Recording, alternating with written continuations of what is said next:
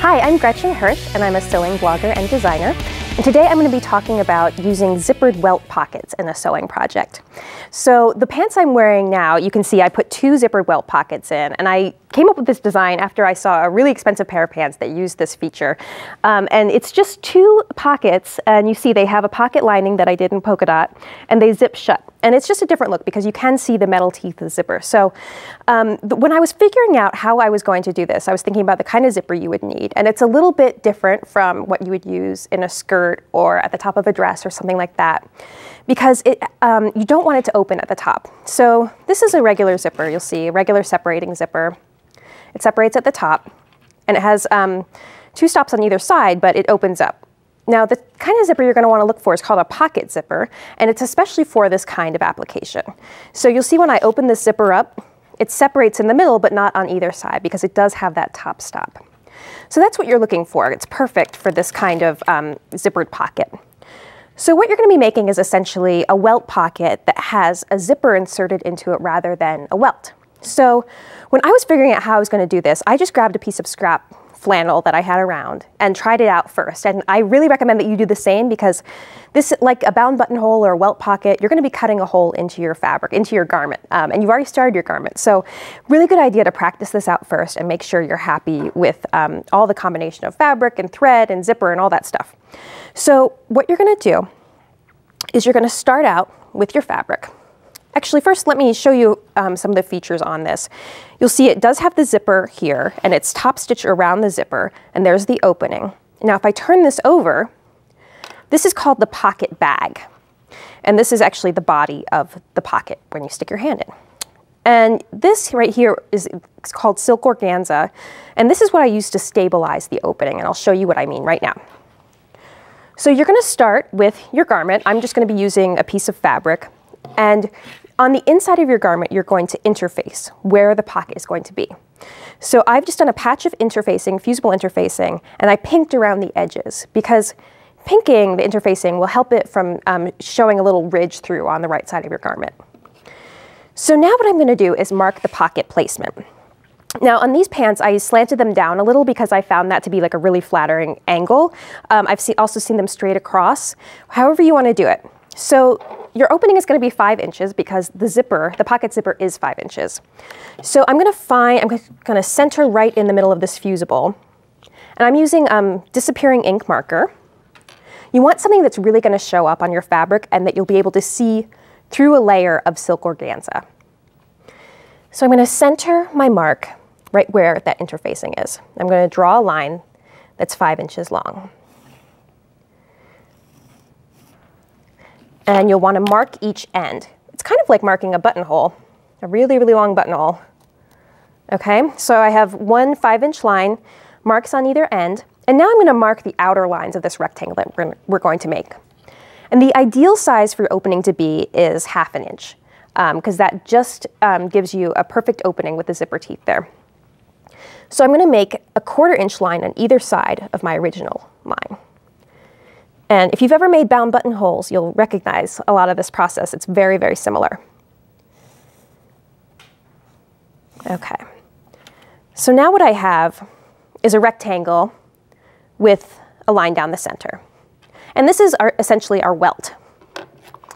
So now I'm going to take a piece of silk organza. And I use silk organza because it's really strong, very lightweight, and sheer. And it's going to help us get a really nice, crisp welt opening. So you're going to center it over your mark, and I'm going to pin it in place from the right side. And you want this piece of organza to be on grain, by the way. So either the lengthwise or crosswise grain going up and down here. And I'm going to take this over to my machine. And I'm using just a regular all-purpose thread. And I have a zipper foot on right now because that's what I'm going to use in the next step, but you could be using your regular presser foot here. Now I'm going to start in the middle of 1 long line on one side, so 1 long end of this rectangle, rather than starting at a corner, because you just get a nicer finish this way. So I can see my marks through the silk organza, and I'm going to stitch all the way around. Now when I get to the short end, I want to pivot. And just like you would with a bound buttonhole, I'm going to count the number of stitches it takes me to get to the other side so that I can make it consistent on the other short end. So 1, 2, 3, 4, 5, 6, I'm going to do 7. So now I want to remember 7 for the other side. So now I'm going to go down that other long end.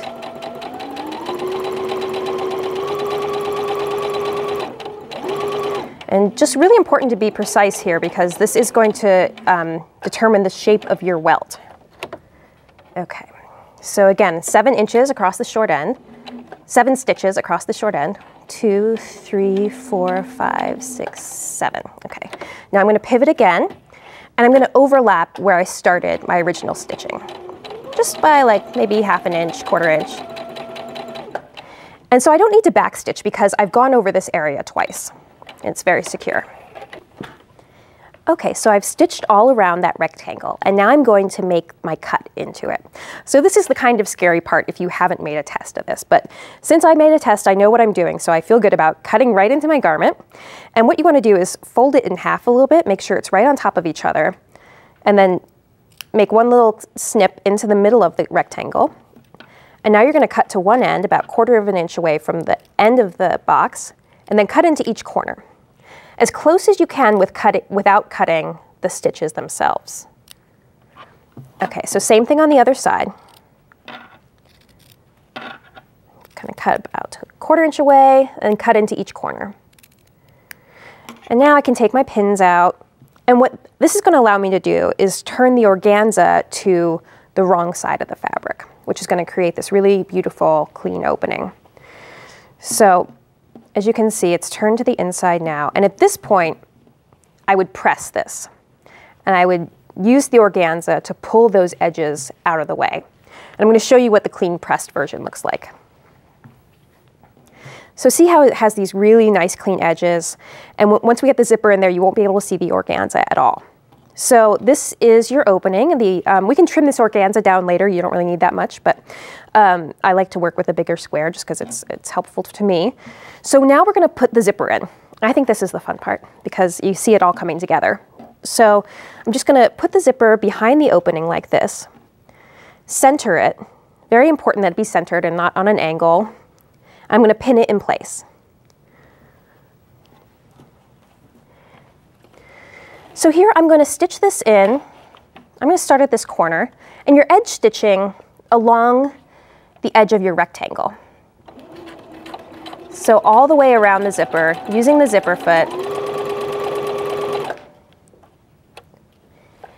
Of course, being careful not to hit any metal parts. And so when I get up here, I'm going to be really careful that the zipper pull stays out of the way. And there are a lot of metal parts underneath here, so be really careful when you're pivoting.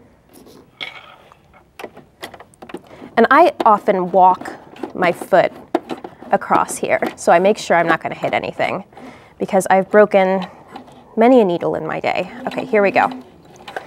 Okay, so now I can go across the other side.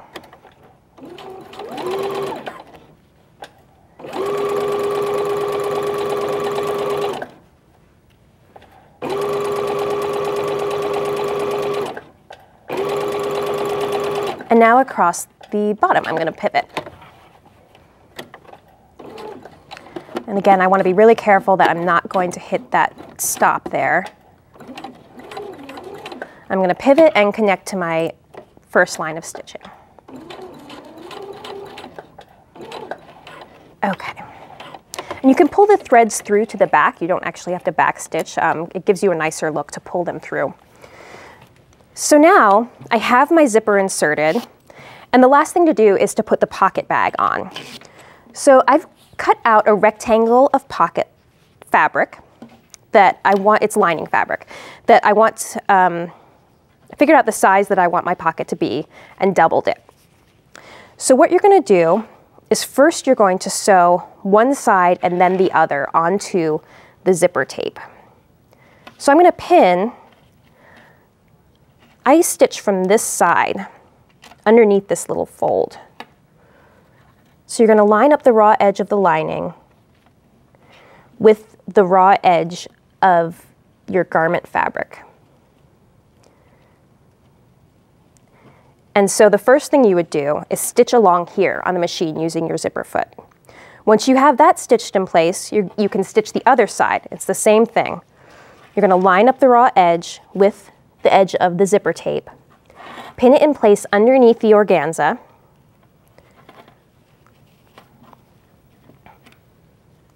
like that. And I'll just show you how to stitch one of these sides. So again, you need the zipper foot because it's going to help keep everything out of the way. And you want to start stitching at the edge of your lining fabric and backstitch. And I'm stitching as close as possible to the garment without actually stitching on the garment fabric itself, on the outside of the garment. I'm just stitching on this little strip of fabric where we initially made the welt.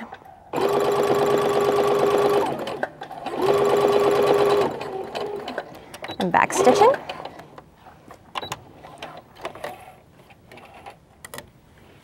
So you can see I've made one line of stitching up there. So that side of the pocket bag is secure. I would do the same thing on the other side. And then the last thing is making sure that the pocket bag is going down rather than up, because believe it or not, I have done that twice in a row. You're going to stitch the edges together of the pocket bag. So let me just show you on the original sample what that looks like. So now your pocket will be a complete square. So that's it. That's your final step. And that is how you're going to insert a zippered welt pocket.